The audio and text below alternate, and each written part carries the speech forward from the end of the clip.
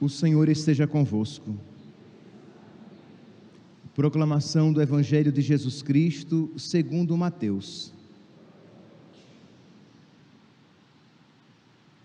Naquele tempo, disse Jesus aos seus discípulos: nem todo aquele que me diz, Senhor, Senhor, entrará no reino dos céus, mas o que põe em prática a vontade de meu Pai que está nos céus.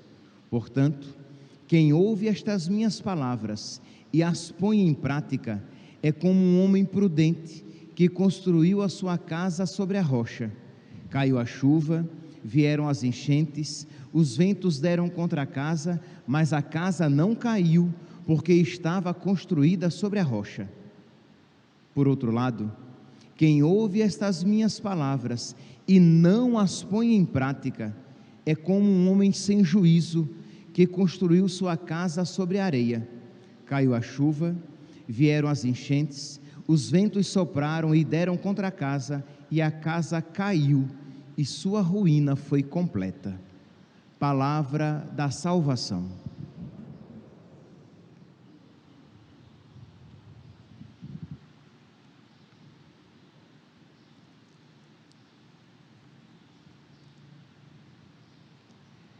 Caríssimos irmãos e irmãs, continuamos nesta primeira parte do tempo do Advento. Lembra que nós já meditamos que o Advento tem duas partes principais.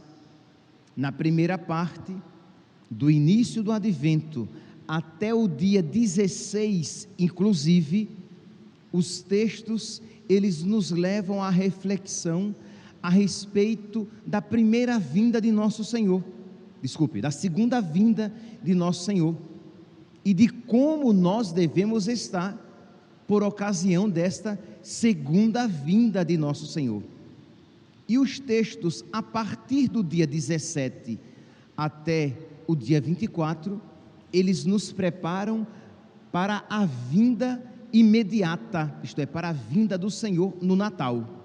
Então, a tonalidade dos textos de agora até o dia 16 é sempre uma tonalidade escatológica do fim dos tempos, que nós precisamos estar preparados.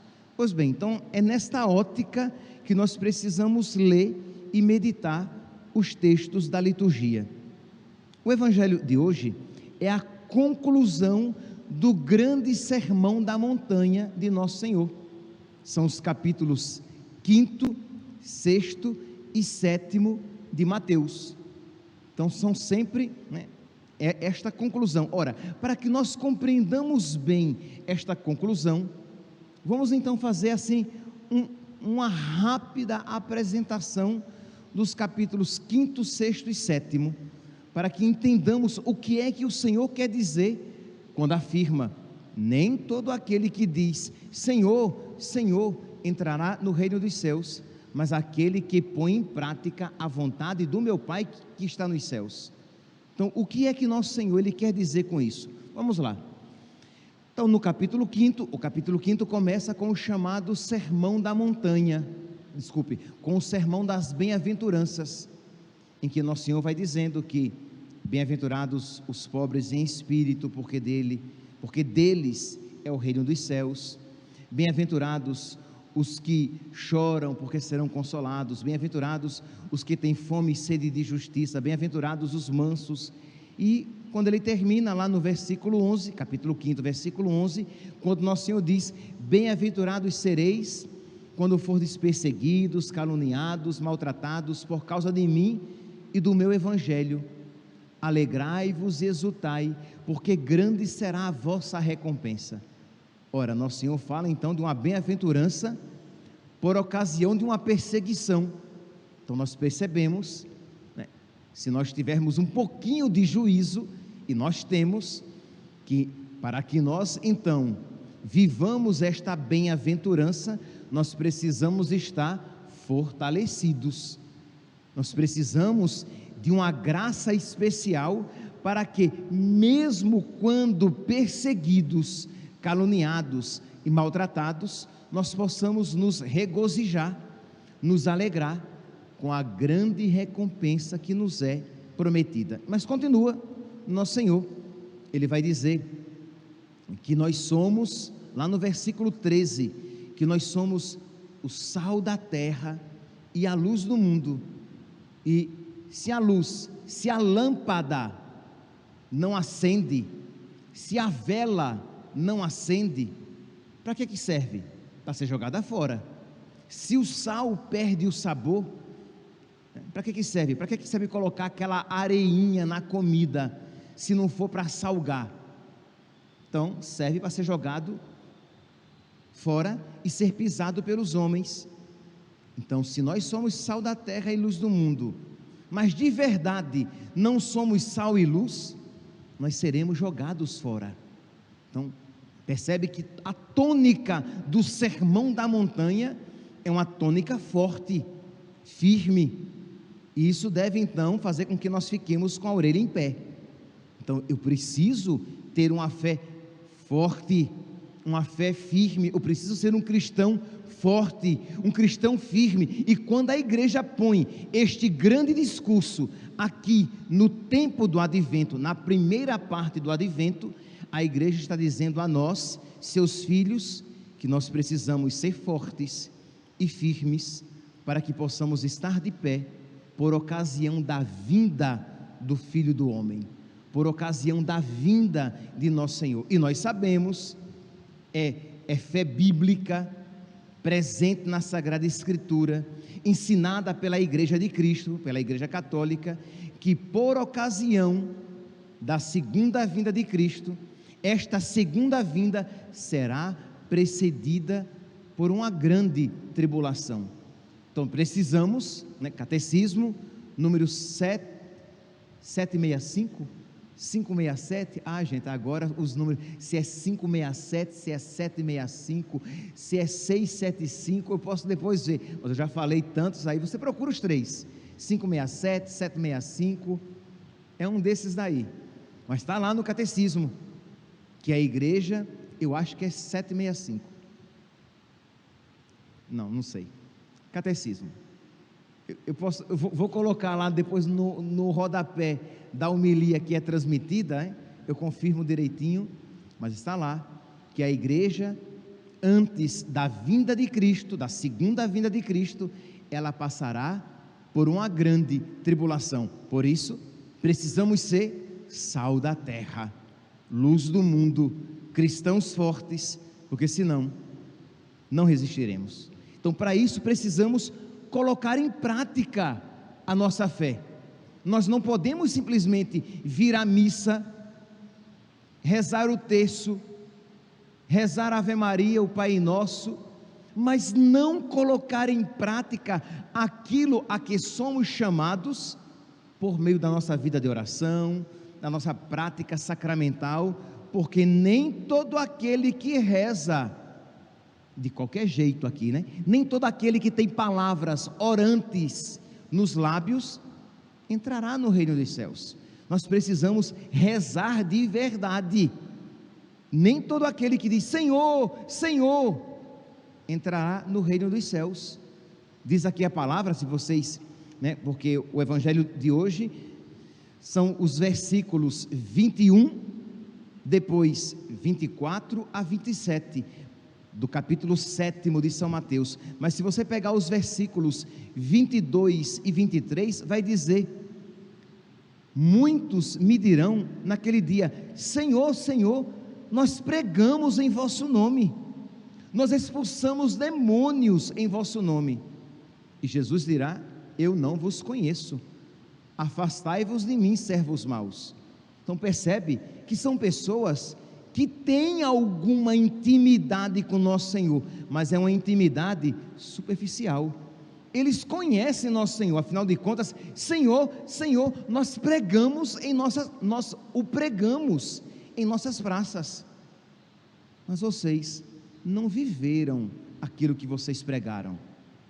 Vocês de verdade, vocês não me honraram em suas vidas. Percebe que esta palavra de nosso Senhor, a palavra de hoje, é uma palavra para nós que conhecemos nosso Senhor, para nós que vamos à igreja. para nós que carregamos o terço no bolso, para nós que às vezes até rezamos o terço, mas a pergunta é: rezamos de verdade? Procuramos nos configurar a Nossa Senhora, que foi sempre sim à vontade de Deus? Nós procuramos imitar Nossa Senhora, imitar os santos que procuraram ser fiéis à vontade de Deus, não apenas conhecê-la, mas vivê-la? Porque, meus santos, para que conheçamos os mandamentos de Deus, basta apenas que nós nos apliquemos a estudá-los. Um historiador, um estudioso de religiões, ele sabe quais são os mandamentos da Igreja Católica e o que é necessário para ser católico, mas isso não o faz um católico de fato. Ele conhece, mas ele não vive. Então percebe aqui que nós somos chamados a uma vivência, e Jesus vai continuar aqui neste grande sermão, cujo evangelho de hoje é a conclusão. Então, para que nós compreendamos, imagine, é uma homilia de Nosso Senhor, mas o evangelho de hoje é apenas a conclusão dessa homilia. Então vamos ouvir, de uma maneira rápida, toda a homilia, para que nós compreendamos o peso da conclusão. Então Jesus continua, ele vai dizer então que brilhe a vossa luz, versículo 11, versículo 16, Mateus capítulo 5, versículo 16, que a vossa luz brilhe diante dos homens, que as vossas obras brilhem diante dos homens, para que vendo, que a vossa luz brilhe diante dos homens, para que eles vejam as vossas obras e glorifiquem a Deus. Então vós sois sal da terra e luz do mundo. Pois bem, que a vossa luz brilhe diante dos homens, para que os homens vejam que vocês creem de fato, para que os homens vejam as vossas obras e glorifiquem a Deus, e não o contrário, que vejam os vossos maus testemunhos e digam: olha aí, um católico, o que ele está fazendo? Olha aí, aquele católico, o que está dizendo? Olha aí, como o padre está vivendo. É por isso que eu não sou católico, que os católicos, eles não vivem de verdade a sua fé. Olha como ele está se vestindo, olha que tipo de música está tocando na casa dele, na casa dela.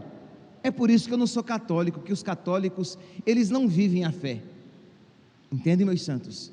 Percebe aqui a exigência para a qual nós somos chamados, para testemunhar a nossa fé. Senão nós só diremos de boca: Senhor, Senhor, e o Senhor dirá: afastai-vos de mim, servos maus. E diz aqui, versículo 28, deixa eu pegar aqui o texto completo, Mateus capítulo 7, versículo 23, e no entanto eu lhes direi: nunca vos conheci. Crê em Deus Pai, crê em Deus Pai. Você pode imaginar que palavra dura. Misericórdia, Jesus, você dizer: Senhor, Senhor, eu rezava o terço, eu ia à missa, Senhor, Senhor, eu dirigia grupo de oração, Senhor, Senhor, eu celebrava a missa, eu sou padre, Senhor, Senhor, eu sou catequista, eu ensinei o caminho a muitas crianças, Senhor, Senhor, eu sou ministro extraordinário da comunhão eucarística, eu te levei aos doentes. E Jesus dizer: afastai-vos de mim, eu não vos conheço. Percebe, meus santos? Porque de que adianta se eu ensino, mas não faço? Eu sou hipócrita, eu sou aquele tantas vezes condenado por Jesus, eu sou um fariseu. Então esta palavra de hoje é uma palavra fortíssima, que tem como objetivo nos preparar para que nós estejamos de pé, quando por ocasião da vinda de nosso Senhor, nos preparar para que nós nos mantenhamos de pé, quando a tribulação vier, quando a tempestade vier, porque se nós vivermos a nossa fé, a nossa casa estará construída sobre a rocha. Mas se nós não vivermos a nossa fé, a nossa casa estará construída sobre a areia. Quando a tempestade vier, quando os vendavais vierem, quando as enchentes vierem, arrastarão a casa, porque ela não tem sustentação. Então, se a vinda do Senhor será precedida por uma grande tribulação, nós precisamos estar alicerçados sobre a rocha, senão nós não aguentaremos. Então, meus irmãos, preparar-se durante o advento é se preparar para este encontro com o nosso Senhor, que nós não sabemos quando se dará, mas que pode se dar na nossa vida. A vinda de nosso Senhor pode se dar na nossa vida.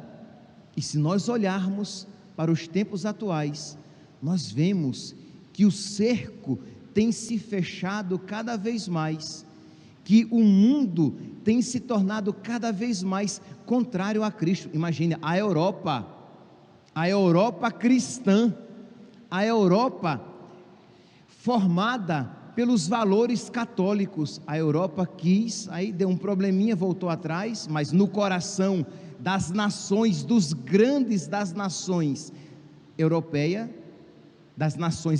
europeias, estavam querendo retirar o nome Natal. Por quê? Porque está muito ligado a Cristo. Imagine o que é a Europa querer se desligar totalmente de Cristo, uma Europa inimiga de Cristo. Não, nós não queremos que Ele reine sobre nós, nós não queremos estar ligados a Ele, nós não queremos que este período seja chamado de Natal, vamos dar um outro nome. Imagine se eu dissesse assim, eu não quero não, que ninguém saiba que eu sou filho do Overlack e da Jane, não quero mais saber. Isso já seria horrível, um filho que nega o seu pai, que nega a sua mãe, que nega os seus irmãos. Não, eu nem os conheço, não tenho nada a ver com eles. Mas a ofensa feita a Deus é infinitamente maior do que a ofensa de um filho para com o pai. E nós estamos vendo isso cada vez mais, as leis das nações no mundo inteiro, cada vez mais se dissociando de Cristo. Não quero ter parte com Ele. Então nós estamos, meus irmãos, em tempos que se aproximam do fim, e nós estaremos de pé? Nós estaremos preparados? Ou nós seremos esses que chamam, que dizem Senhor, Senhor, mas que de verdade não estão alicerçados sobre a rocha? E continua, então, lá em Mateus capítulo 6, Jesus vai dizer: olhe, cuidai, guardai-vos de fazer as vossas boas obras diante dos homens, viva a sua fé principalmente no seu coração, faça o bem, mas faça o bem porque isso agrada a Deus, não para ser elogiado pelos homens. Então quando você rezar, quando você jejuar, e quando você der esmola, quando você fizer misericórdia, faça isso por amor a Deus, mas não queira receber a vossa recompensa dos homens aqui na terra. E Jesus continua, por quê? Porque o vosso tesouro está no céu.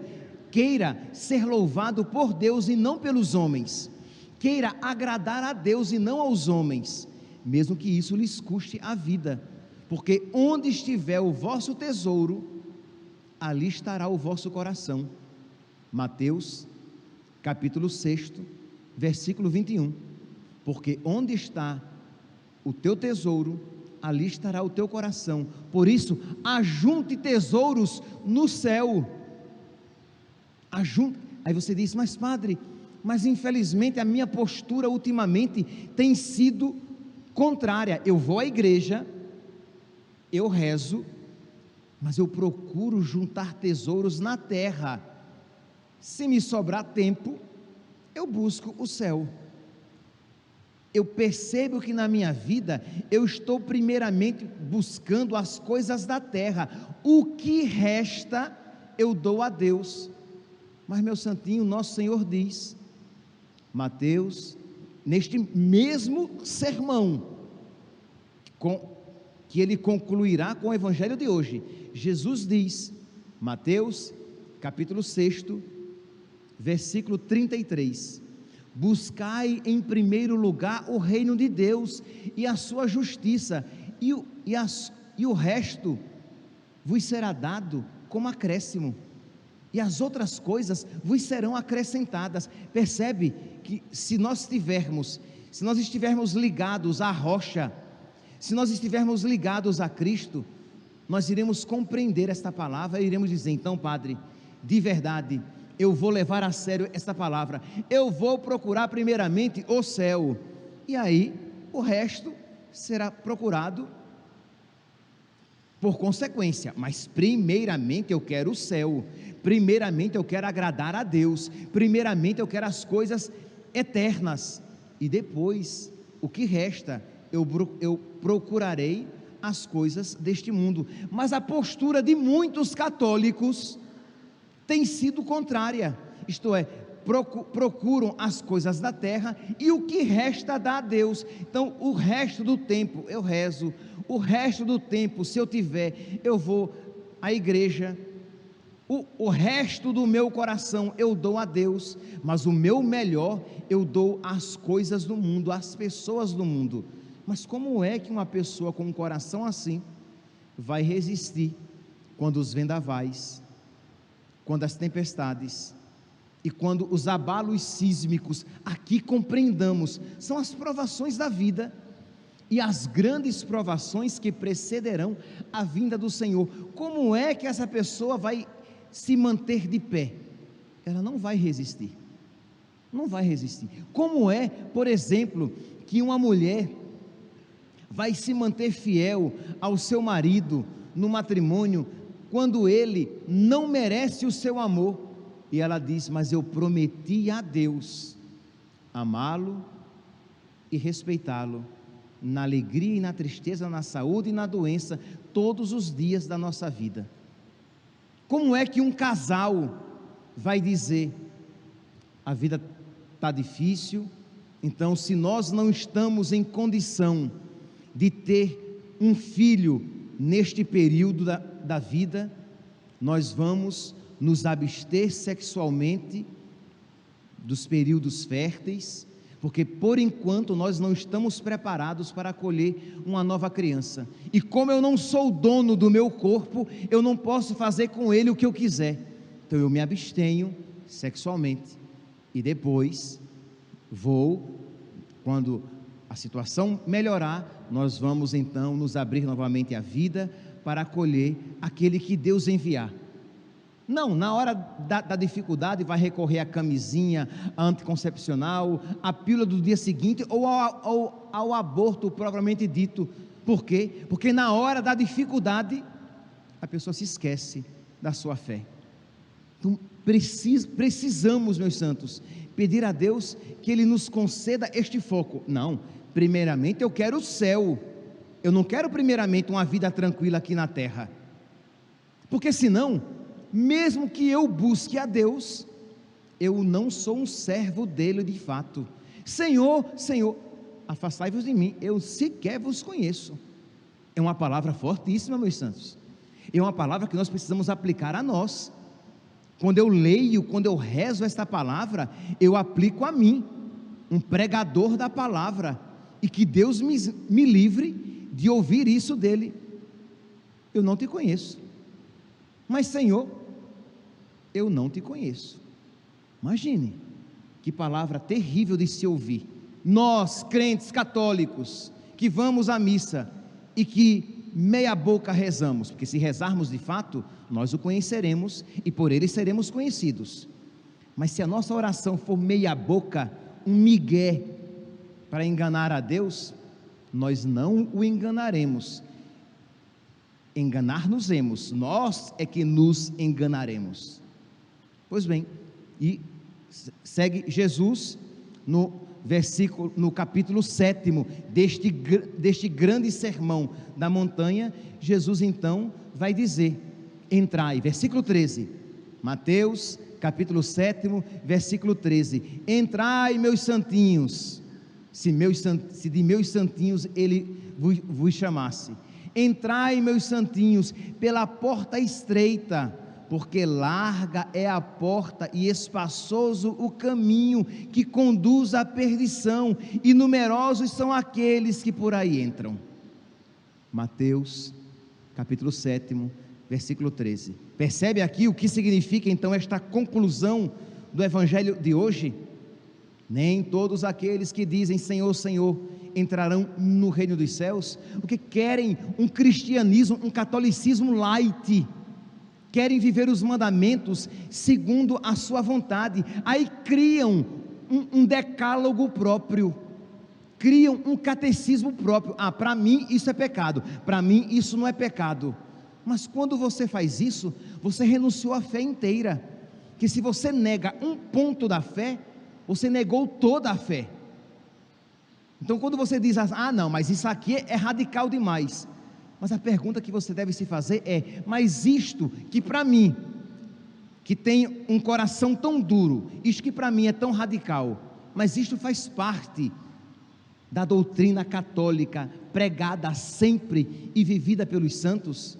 Sim. Então eu é que tenho que me converter, e não querer perverter a palavra de Deus, porque muitos são aqueles que por ali entram, por aquele caminho light, por aquele caminho atapetado, como vai dizer Santa Faustina, quando teve a visão do inferno, que o caminho que levava ao inferno era atapetado, era muito fácil.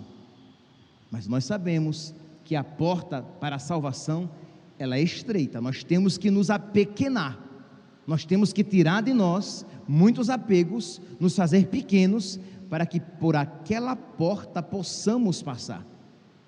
Estreita, porém, é a porta, e apertado o caminho da vida, e crê em Deus Pai, e raros são aqueles que o encontram. E raros, você pode dizer que isso é um exagero semítico, mas nosso Senhor está dizendo que alguns, e são poucos os que acham que passam por aquela porta. Aí você diz: padre, mas eu quero ser parte desses poucos. Pois bem, então esforcemo-nos, levemos a sério, porque senão nós diremos: Senhor, Senhor, e Ele dirá: eu não vos conheço. Padre, o Senhor dizendo assim, o Senhor nos assusta. Meus santos, é porque muitos padres têm medo de assustar os seus fiéis, que eles se tornam florzinhas, isto é, contudo se assustam, caminhando para a perdição. Nós temos que pregar a verdade clara. Jesus disse isso, estreita é a porta, e apertado o caminho, e são poucos os que por ali entram. Então nós precisamos saber, para que nós nos esforcemos, senão iremos deixar que entre na nossa cabeça a ideia falsa de que todo mundo vai se salvar, quando não é isso. Não, eu vou à igreja aos domingos, ou eu vou até a igreja todos os dias, mas a pergunta é: mas essa sua ida à igreja todos os dias, a sua vida de oração, tem produzido frutos? Você tem visto que você tem se tornado mais generoso, que você tem se tornado menos venenoso, menos vingativo, com um coração mais semelhante com o de nosso Senhor, perdoando com mais facilidade, lutando contra os seus vícios? Ou você tem tentado conciliar o inconciliável, isto é, você continua com a sua vida de pecado, só que você acrescentou uma pseudo vida de oração, isto é, você reza, você vai à vida, você reza, você vai à missa, mas você continua vendo pornografia, transando com a sua namorada, traindo a sua esposa, roubando no seu emprego, olhando as mulheres na rua, caindo no pecado da masturbação. Mas eu estou rezando, eu estou indo à missa. Sim, meu santinho, mas olha, começou alguma mudança no seu coração? Começou, então vai em frente, está no caminho certo. Não tem mudança, isto é, você reza e peca, não se pode servir a dois senhores. Não se pode simplesmente você querer conciliar luz e trevas. Então precisa haver um rompimento e uma mudança gradativa, calma. Infelizmente, com a grande maioria, essa mudança não será instantânea, mas uma mudança gradativa e cotidiana. Então você está no caminho certo, mas se você simplesmente acrescentou à sua vida de pecado algumas orações e algumas práticas que como que aliviam o peso da sua consciência, você está dizendo: Senhor, Senhor, e o Senhor dirá: afastai-vos de mim, eu não vos conheço. Meus irmãos, que a Virgem Santíssima, que Nossa Senhora nos auxilie, que ela nos ensine que vale a pena lutar contra os nossos vícios, os nossos pecados, as nossas maldades, que ela nos ensine que é bom esforçar-se para passar pela porta estreita, para que ela nos ensine como é bela e como é bom ter uma casa construída sobre a rocha, que é Cristo, para que quando o Senhor vier e nós dissermos: Senhor, Senhor, e Ele diga: vinde, benditos do meu Pai, eu vos conheço, assentai-vos à minha direita.